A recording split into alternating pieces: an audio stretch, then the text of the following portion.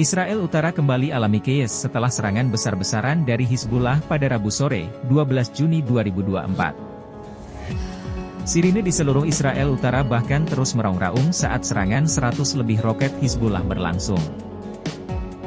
Media Israel, Yediot Ahronot melaporkan situasi Israel Utara saat serangan Hizbullah terjadi. Ratusan roket Hizbullah memicu bunyi sirine peringatan di seluruh kota. Pertahanan udara Israel dilaporkan menembak jatuh beberapa roket, sementara yang lain mendarat di ladang hingga. Selain itu setidaknya 15 lokasi semak belukar terbakar. Jet tempur Israel terlihat mengejar pesawat tak berawak Hizbullah. 2 orang terluka ringan akibat pecahan peluru di Katsrin. Sementara itu Hizbullah mengklaim telah menargetkan 15 lokasi militer di Galilea dan Golan. Dalam serangan kali ini Hizbullah melancarkan 30 pesawat tak berawak dan 150 roket ke arah Israel. Ini merupakan serangan terbesar Hizbullah sejak Perang Pecah 7 Oktober.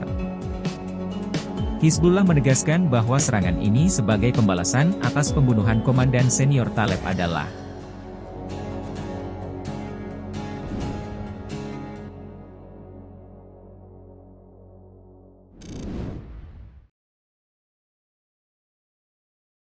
Download Tribun X sekarang, menghadirkan lokal menjadi Indonesia.